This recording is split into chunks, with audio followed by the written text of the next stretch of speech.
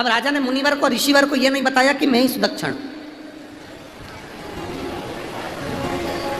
आप कितनी बड़ी गादी पर बैठते हो, आप कितने बड़े सत्ताधारी हो, आप कितने बड़े वैभवपति हो, आप कितने बड़े किस सिंहासन के मालिक हो, आप कौन से किस जगह पर कौन सा पद आपके पास में है, आप सबको बताओ।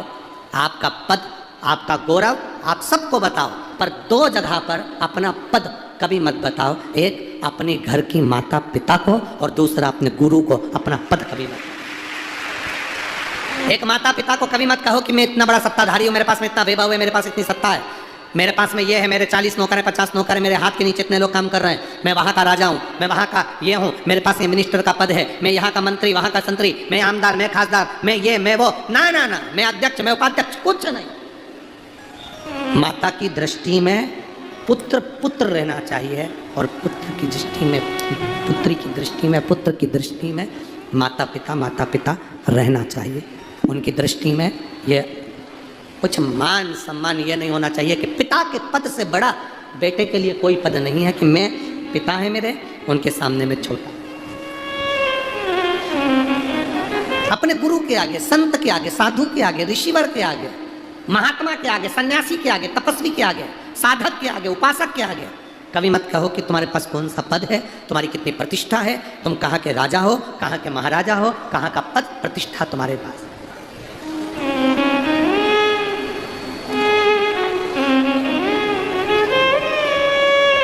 किसी गुरु से मिलने के लिए जाना तो कभी मत कहना, कई लोग कहते हैं साहब इनको पहचानते हो आप, कौन है ये, इनको पहचानते हो, बहुत हमारे नगर के ये, हमारे नगर के वो, इनको नहीं जानते। अब वो तुम्हारे नगर के होंगे, हमें क्या करना। बोले दीजिए सही है कि गलत, अपने को क्या करना, तुम्हारे नगर के हैं, तुम जान सकते हो। हाँ हम जाने तब जब वो नगर के तो हैं, तुम कह रहे हो हमारे नगर के ये हैं, हमारे नगर के वो हैं, हमारे नगर के ये हैं, हम जब जाने, जब इतने शुभ भक्त आए हैं उनको एक गिलास पानी पिला दे तो जाने कि हाँ कोई है। अब कहने को तो तुम कह दो साहब कि हमारे नगर के ये ऐसे हैं, वो वैसे हैं। हाँ किसी भूखे को भोजन करा दे, प्यासे को पानी पिला दे, तो जैसे वो माता एक ट्रॉफी दे रही है, श्री शिवाय नमस्तुभ्यम कर रही है, तो उसने की वीडियो नहीं बनवाई, वो तो कोई लड़का जा रहा होगा, उसने वीडियो बनाकर सोशल मीडिया पे डाल दी। जब व्यक्ति कुछ अच्छा करता है तो उसका दुनिया गुणगान करती है। अच्छा करोगे तो गुणगान होगा ना, कोई क्या कहे। अरे मत बुरे कर्म कर बंदे वरना पछताएगा, भगवान की आंखों से तू बच नहीं पाएगा, तू बच नहीं पाएगा। अरे ओ अज्ञानी मत करना रानी, तेरे कर्म का फल भी तू ही पाएगा, जैसा किया तूने तेरे आएगा। मत बुरे कर्म कर बंदे वरना पछताएगा, भगवान की आंखों से तू बच नहीं पाएगा, तू बच नहीं पाएगा। तुम क्या हो, किसी को क्या मानो, आपका व्यवहार बताएगा। एक मित्र ने एक मित्र को फोन लगाया और फोन लगाकर बोला और कैसा है, बहुत बढ़िया। पूछा क्या कर रहा है, दोस्त बोला खा रहा हूं। तुम बोलो क्या कर रहा था, वो जम के तो बोलो खा रहा हूं। मित्र ने मित्र से पूछा कैसा है, बहुत बढ़िया। क्या कर रहा है, खा रहा हूं। मित्र बोला फोन पर अकेले अकेले खा रहा है, कभी कभी हमको भी याद कर लिया कर। उसने कहा जा पत्नी की मार खा रहा हूं, तू खा ले। अच्छा हो जिस नगर में, जिस राज्य में भजन होता हो, जिस गांव में, जिस नगर में, जिस राज्य में भगवान की भक्ति होती हो, वहाँ बीमारी प्रवेश करने से पहले भी सोचती है कि मैं किसी को मारूं कि ना मारूं। कई छोटे छोटे गांव ऐसे हैं जिसमें कोरोना महामारी प्रवेश तक नहीं करी।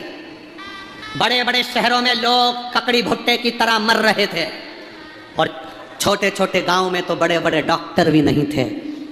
एक साधारण टेबल पर बैठे हुए गांव के छोटे छोटे डॉक्टरों ने उनको इंजेक्शन लगा दिया, दवाई दे दी और वो समझ गए कि अब मेरे को कोरोना नहीं है। उनका विल पावर अंदर से मजबूत, वहीं के डॉक्टरों ने कर दिया कि तुम बीमार नहीं हो, जाओ घर जाओ। वहीं के डॉक्टर, बहुत छोटे डॉक्टर, जिनका बड़ा हॉस्पिटल नहीं, बड़ी क्लिनिक नहीं, टेबल लगाकर बैठे थे छोटे छोटे गाँव में। जाकर उन्होंने कहा साहब मेरे को स्वाद नहीं आ रहा, मेरे को सर्दी हो रही है, देखो कहीं मुझे कोरोना तो नहीं हो गया।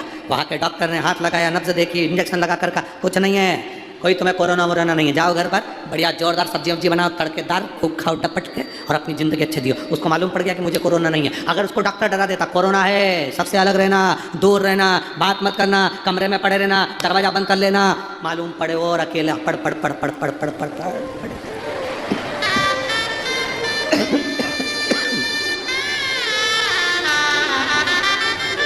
ये कोरोना में आधे से ज़्यादा जो मरे हैं ना, जी सही बताना ईमानदारी से, गला पकड़ रहा है बाबू। कोरोना में आधे से ज़्यादा जो मरे हैं वो केवल दहशत में मरे हैं।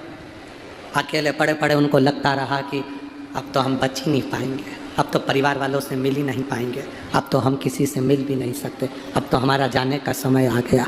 सोचते सोचते निपटी गया। और जो सोच कर बैठा था, शिव महापुराण की कथा सुन रहे हैं मेरे घर के लोग, एक लोटा जल चढ़ा रहे हैं। कोरोना में लोगों ने बहुत शिव पुराण सुनी, बहुत शिव पुराण की कथा सुन रहे हैं, कुछ नहीं होगा, बचकर वापिस आ गया, बचकर वापिस। एक पत्र है देखिए,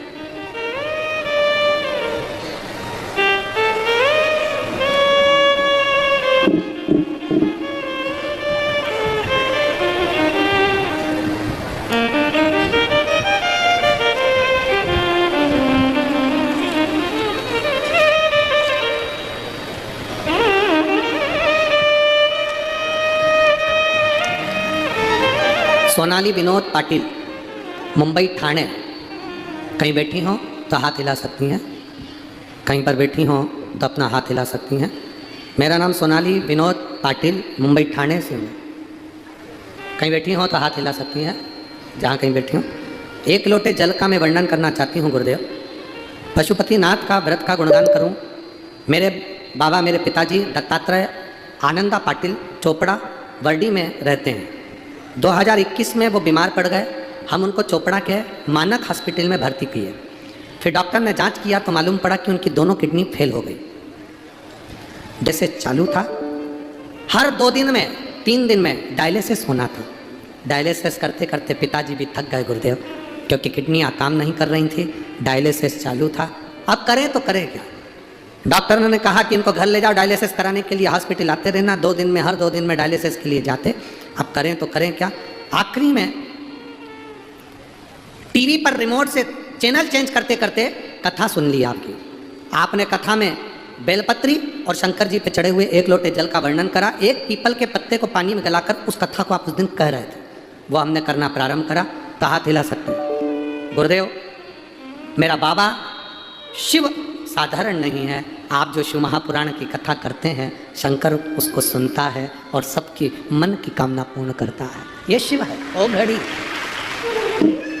नाम लिखा है सोनाली विनोद पाटिल, मुंबई ठाणे। मेरा मोबाइल नंबर ये। कहीं बैठे हो तो हाथ हिला सकते हैं, अगर कहीं बैठे हो तो हाथ हिला सकते हैं। शिव तत्व है।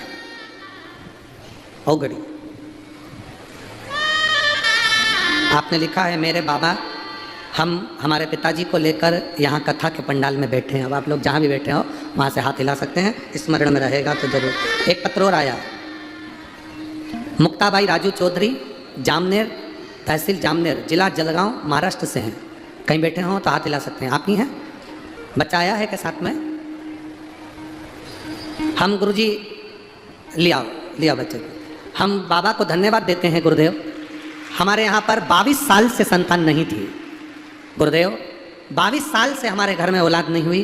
सारे डॉक्टरों का इलाज करवाया, सारी जांचें करवाई। आखिरी में मेरा रजोधर्म आना भी बंद हो गया। औलाद नहीं हो सकती थी ये डॉक्टर के हिसाब से।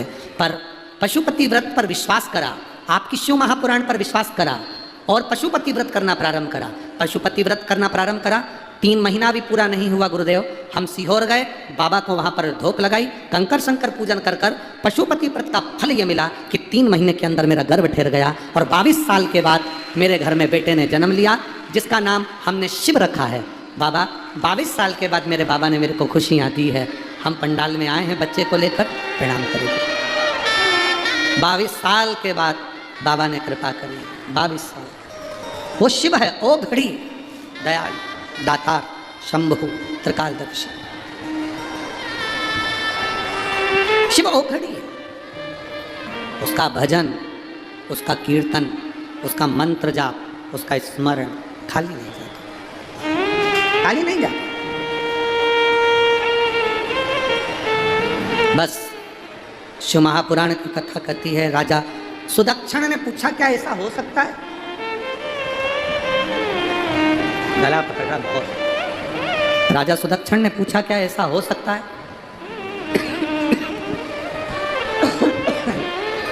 क्या ऐसा हो सकता है कि राजा के व्यवहार से फल मीठे हो सकते हैं? राजा के व्यवहार से क्या फल मीठे हो सकते हैं? क्यों नहीं? अगर राजा का व्यवहार बेकार होगा तो ये फल भी कड़वे हो जाएंगे, खट्टे हो जाएंगे और बगीचा पूरा उजड़ जाए, बगीचा पूरा उजड़ जाए, ये फल भी बेकार। ऐसा होता है? हाँ। राजा सुदक्षिण ने विचार करा एक बार प्रैक्टिकल करने में क्या जाता है, जरा देखूं मैं। आज राजा सुदक्षिण गया, और राजा सुदक्षिण आज गया नगर में, उसने कर बढ़ा दिया, लोगों को परेशान करना प्रारंभ करा। परेशान करने के थोड़े दिन बाद उस मुनि के दरवाजे पर गया तो उसका बगीचा बिखरा हुआ था, फल खाए कड़वे हो चुके थे, खट्टे हो चुके थे। राजा ने मुनिवर से पूछा तुम्हारे फल खट्टे और कड़वे कैसे हो गए? महाराज हमारे यहाँ का राजा फिर बेकार हो गया। राजा भक्ति कर रहा है तो फल भी मीठे होते हैं।